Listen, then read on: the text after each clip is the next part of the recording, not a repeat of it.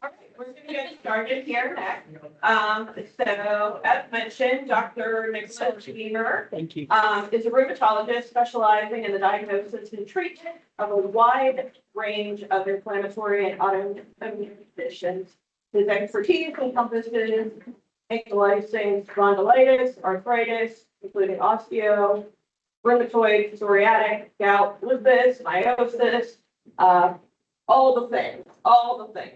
He went to medical school at Lake Erie College of Osteopathic Medicine. Upon completion of medical school, he did an internal medicine residency with a rheumatology fellowship at Allegheny Health Network.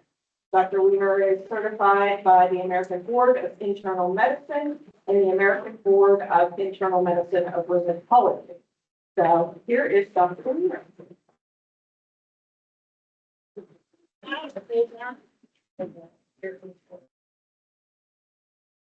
Everyone here? Oh, yeah, I think we're good. And then it looks like this has a laser. And it doesn't show up on the screen. That's all right. I did, I saw it. I saw the red. Oh, it is? Saw it. That's all right.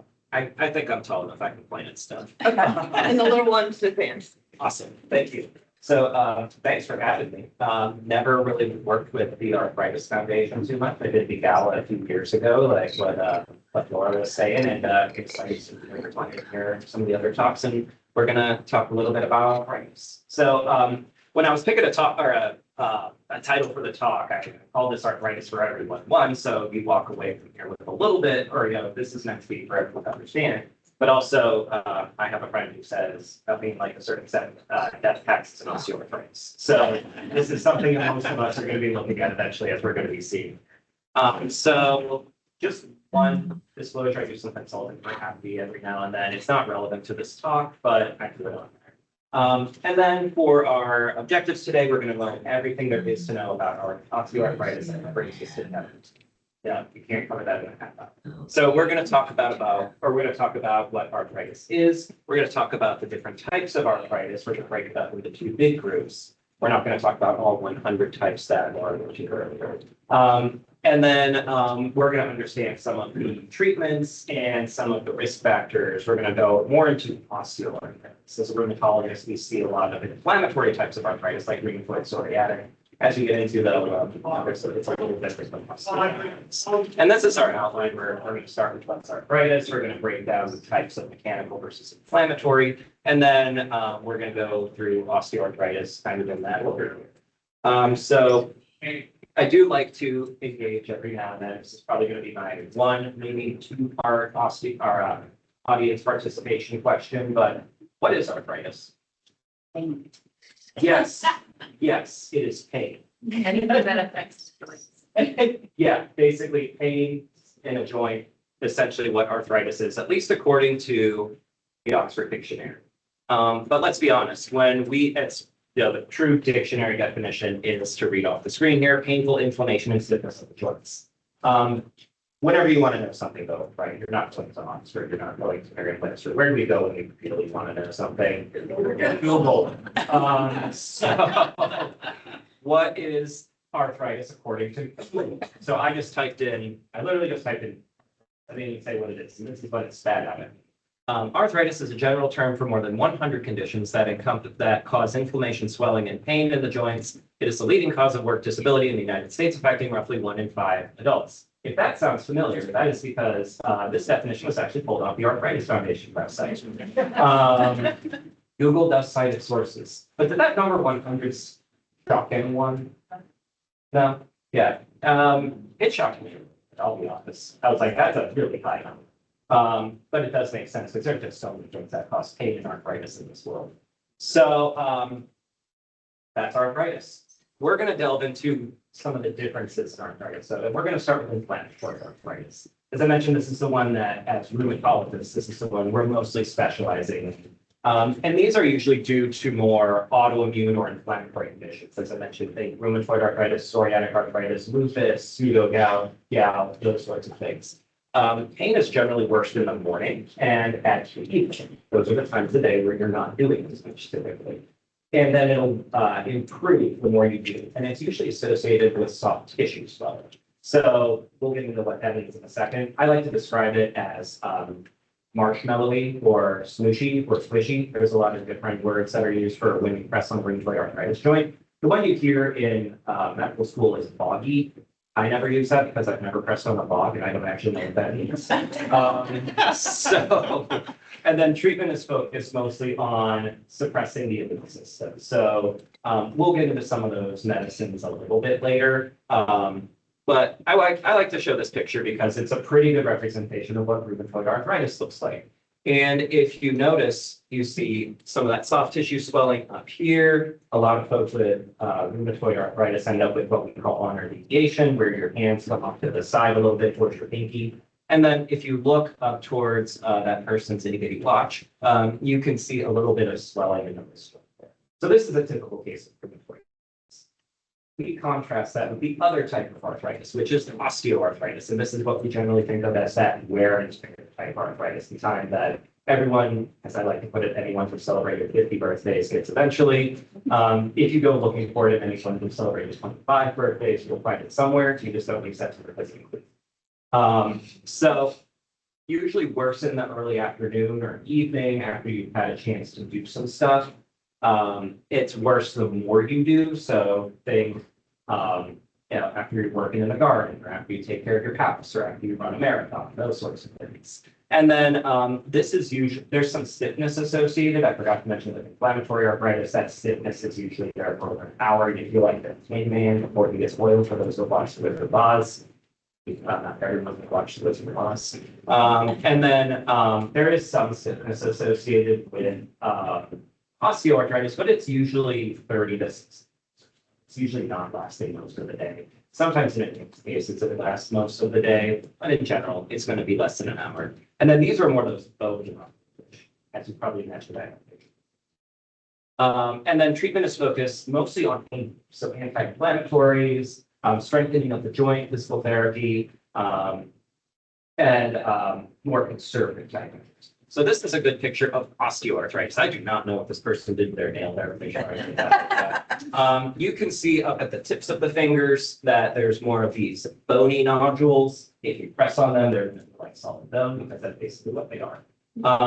You don't see as much of that soft tissue swelling. So if you pressed on that, it would not feel like a bog, according to someone who pressed on a bog. It would not feel very squishy. And also when you see this up here, rheumatoid arthritis does not affect the top of your joints here. It does not affect that top row. So this is almost always osteoarthritis. I like this because one, it really makes it easy to, I should say with rheumatoid or inflammatory types of arthritis versus mechanical types of arthritis, we also look at the joint that's affected. So, there's a little bit of overlap, like the middle row of your finger here, what we call the PIVs or the hips, if you want to abbreviate that. Your neck, your hips, your, I would add shoulders to osteoarthritis. If I'm being honest, that's maybe the one thing I would change here. I also like this because I know skeletons aren't supposed to have expressions, but they look very uncomfortable. I mean, they look like they're being so. Which just seems accurate. But you can see with rheumatoid arthritis, you're seeing more involvement of the base of the fingers, what we call your MCPs, and you're not seeing involvement of the DIPs. That's your very end where your fingernail is. Pardon me trying to point while I'm also holding a remote. You can see with osteoarthritis, that tends to be more the big weight-bearing joints. So your hip, your back, your knees, your ankles, those sorts of things. Oh, yes. Why on the OA is it only showing it on one knee? Yes, so that is because osteoarthritis can be asymmetrical. It is also symmetrical a lot of the time, but sometimes, in folks who have had a bad injury or folks who have, it can occur on one side, especially if there's been an injury before. It can also be symmetrical. And same with hip, and I would add the shoulders in there too. And it also breaks down, with, they mentioned Heberden nodes when they're pointing at the tips of the fingers. So it's actually the fancy name for those bony nodules that you see at the tips of your fingers. Someone named Heberden decided those into the name. And then, excuse me. it breaks down some of the things we talked about before where, you know, the osteoarthritis is usually wear and tear, cartilage loss, and then rheumatoid arthritis is inflamed synovium. Synovium is the fancy doctor word for your joint capsule. We just have to make it a little more difficult there. And then over here, it says extra-articular involvement. Whenever you see a rheumatologist for arthritis, we're going to ask you things that have absolutely nothing to do with your joints. And that's because a lot of these autoimmune conditions like rheumatoid arthritis, psoriatic arthritis affect your joint system.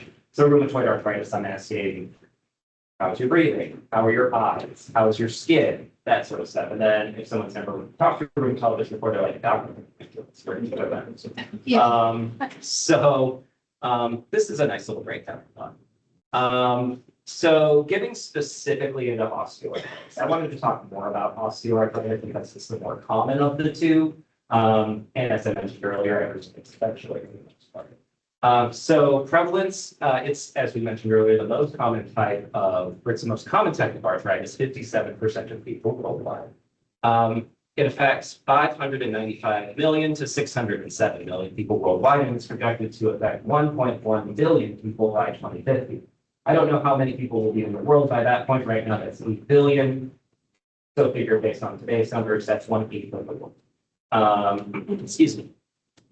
So prevalence increases with age. So if you're 15 to 49 years old, you're looking at about a 2% chance of osteoarthritis. If you're over 70, you're looking at a 38.5% chance of osteoarthritis. So typically, this is something we're seeing as you celebrate birthdays, as I'd like to put it. When we're talking about risk factors, the biggest one is obesity. This is something that increases osteoarthritis by about 2.6-fold. So 2.6 times more likely to have osteoarthritis. And it was thought that about 25% of new knee OA cases might be due to obesity. The other big one, as I kind of alluded to earlier, is joint injury. So that increases your risk of knee OA by about 2.8 times. And then when we're talking about certain activities that increase your risk for OA, things that where you're really pounding your joints, football, hockey, construction, if you're kneeling a lot. So a lot of folks who, I know in my practice, I have a lot of folks who used to clean houses that end up with, like I say, now nothing is scrubbing. And then heavy lifting, increased risk. Actually, people who jump out of planes a lot also end up with knee OA. So particularly parachuters and people in the military, exactly. And then moderate physical activity is not a risk factor. So walking, swimming, those sorts of things. You can still exercise and not worry about hurting yourself. Fun fact about me, I smacked the snot out of my knee about 20 years ago. And I forgot about it because it was 20 years ago and I was in Pittsburgh. But about 5 months ago, we bought a house and on a hill with stairs. And by the time we were moving in, I was like, oh boy, I remember that. So don't injure anything ever. And then we're finding family history is a more common risk factor. There's a saying you inherit your mother's hands. It could also be your father. Yes. I don't know if you have stats from the rest of the country, but do you see a higher percentage of this in Pittsburgh because of the pollution here? That's a good question. And I don't have stats from the rest of the country here. I know in general, osteoarthritis we see more commonly in the South, more due to some dietary changes here. I don't know about the pollution though. I know that actually affects things with rheumatoid arthritis, areas that have more That's what I. Oh. Sorry. So areas with more pollution, there's been some studies that show that actually does increase your risk for lupus. Increase your risk. Yeah. Where's here? That's another good question. I mean, I haven't. I actually found out Salt Lake City recently. Really? Yeah, that's what I said. But yeah, I actually had someone move here from Salt Lake City because the air quality was better. And I was like, that's what I said. It's like, you can't be serious. And apparently those nice pictures that they show where you can see mountains in the background, that's like one day here. But I'm not sure, I don't think anyone's looked at if, pollution actually increases the, severity. I would be surprised, anything that increases whole body inflammation would be that. I don't think anyone's actually looked at it for the kind of papers. Okay, so treatment for osteoarthritis, as I mentioned earlier, it's generally what we call conservative. So start out with pretty much like topical NSAIDs. That's going to be your diclofenac, your Voltaren gel. That's what we're talking about. If that doesn't work, then you go on to the oral NSAIDs. So that's your ibuprofen, naproxen, meloxicam, celecoxib. Diclofenac is on there twice. That does not mean eat the gel. There is a pill version of diclofenac. So please do not eat the gel and say you learned it on your own. Conservative measures tend to work best. Those are things like weight management, exercise programs. Tai Chi has been shown to be very helpful for most types of arthritis, and even honestly, you get a nice little mindfulness bonus from it. And then there's been some studies that show even a 5 to 10% loss in your weight or weight reduction can lead to a pretty substantial improvement in functional capabilities here. And if you see any of these little text at the bottom, those are sources, just so you don't think I pulled this out of the hat. And then steroid injections. So you can do steroid, lidocaine, if you have one particularly bothersome joint, like migration. And then the end all be all is surgery to replace the joint. Of course, with osteoarthritis, as we'll get into, we have not found a way to reverse the damage that has been done already. Or we have not found a way to stop the arthritis from progressing, short of living in a hot tub for the rest of your life. But this is kind of the end all be all for those for joints.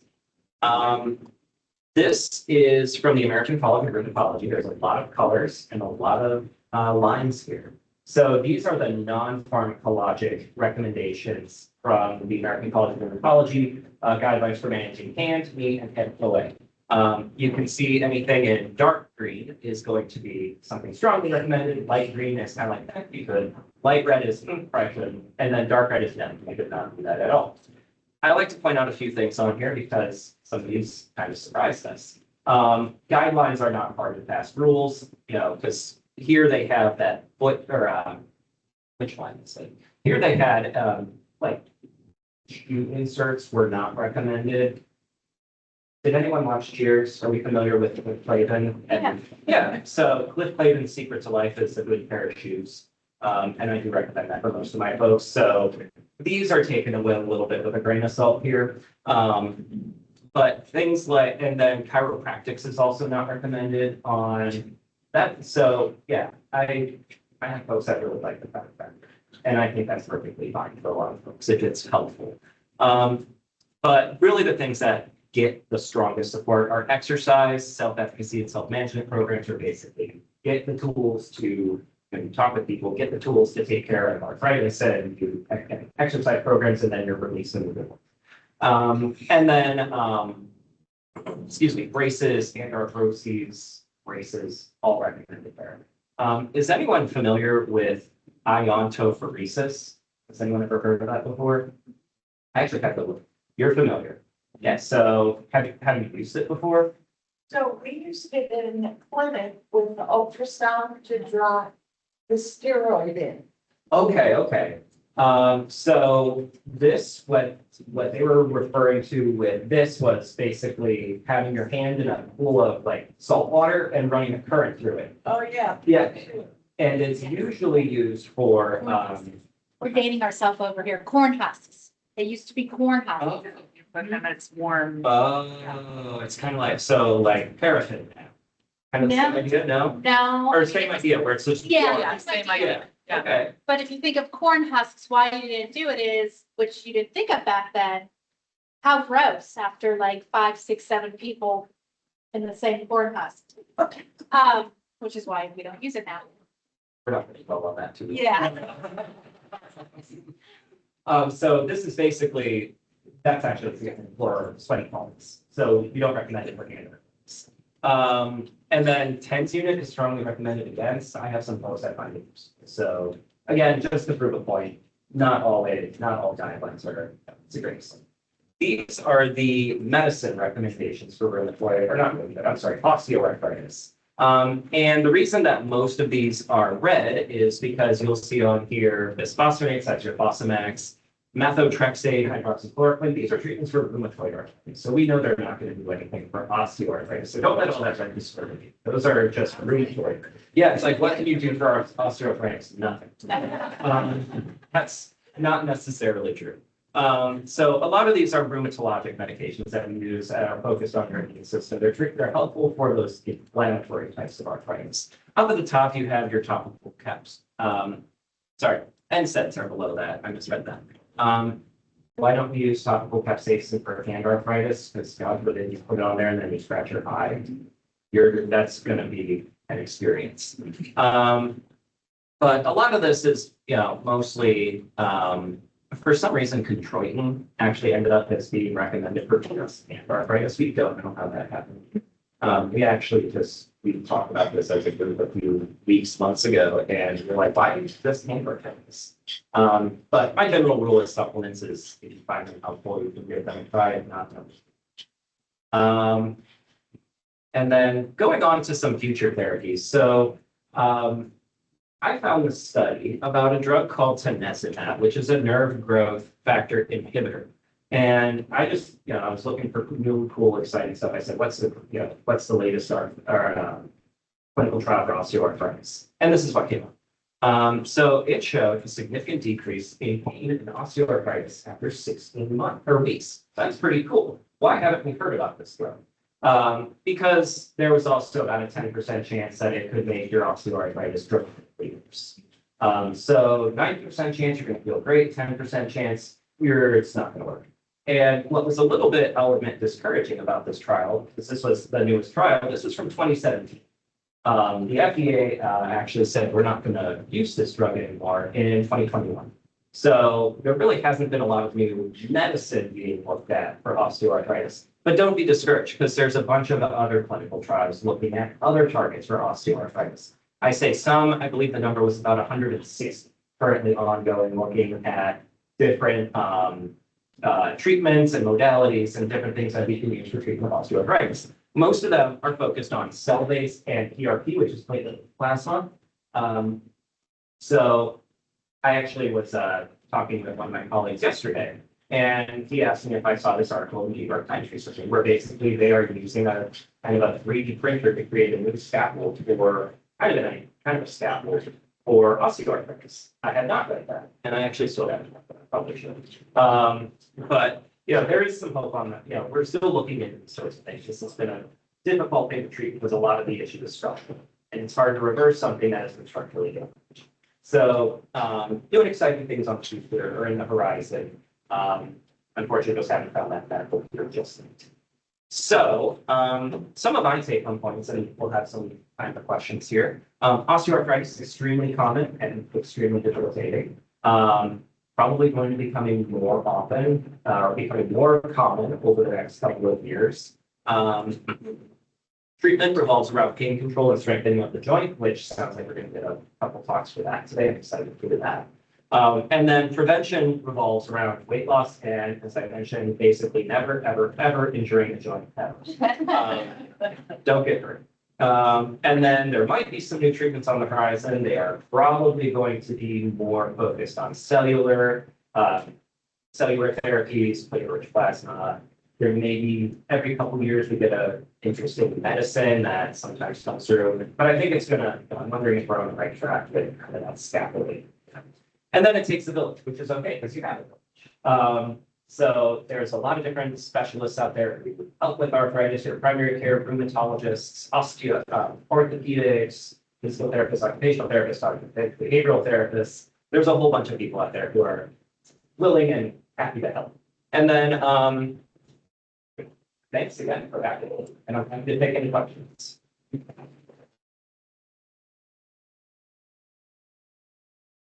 The question. Yeah. And I don't know if it's relevant to, I kind of want to know what's happening. So I found like pre-menopause that I'm now developing frozen shoulder. And I know that's actually common after.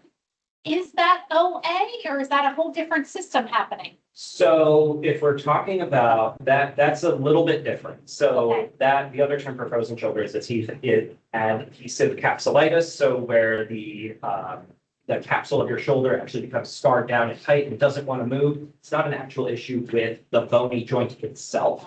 It is more with the capsule and the membrane surrounding the shoulder there. That being said, it's treated very similarly with injections. Physical therapy is the single most important thing you can do for that. It's very uncomfortable, unfortunately, as I'm sure you've discovered. But it's a little different. Okay. Thank you.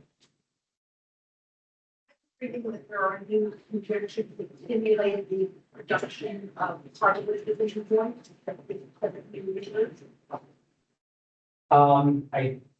I'm not sure of the specific injection there. I know they've been looking at that, and I haven't heard if there's, what the tape is looking like as they're. It's very early. Okay. If it's moving on, I guess it looks pretty good then.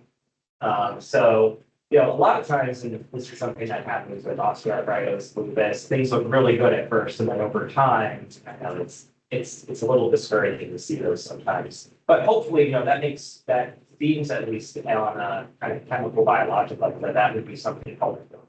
Right, because that's what happens. Cartilage is one, so they can stimulate something that happens. Exactly. If there's any way to get your body to rebuild and regenerate some of that cartilage that's been lost and damaged over time, especially if you're catching it before you end up at that bone on bone stage, that would be, I think, a changer. What do you think about stem cell utilization out of the future of that with regard to restoration? We're asking the hard hitting question. So my understanding currently is that the data has not been super supportive of that thus far. And I don't think insurance companies cover it. That being said, anecdotally speaking, and just from experience, I've had some patients that get it, and some of them find good benefit with it, some of them don't. So my general thoughts when someone talks with me about stem cell therapy, that sort of stuff is, if you want to try it, it's kind of like looking at it may help it, like Low dose X-ray. yeah. We are actually looking at, we're doing that at some areas of AHN right now, actually, where we're using radiation therapy for that hip and shoulder and different types of osteoarthritis. There was one study that showed it could be helpful. I'm going to be honest with you, I have not had any of my patients do it yet, and that's I don't believe in it. It just hasn't happened, and it's a newer thing that we're using. I know some folks are sending some people over. I just haven't heard how it's going. Sorry, I know that's a non-answer. It's common to see both osteoarthritis and inflammatory arthritis together. Yes, so you do not just have to have one type of arthritis. That is something that people come to the office and that blows their mind. So I had folks up to like 3 or 4 different types of arthritis. Yeah, not that we're, some people call it teaching, some people call it arthritis. Excuse me. So yeah, the reason we always ask those different questions are if you see a rheumatologist, it's like you're getting a fifth degree about what's making which joint worse. And that's because that's what we're trying to find out. Do you have a mechanical arthritis and an inflammatory type of arthritis? Because those two treatments, they can be treated together.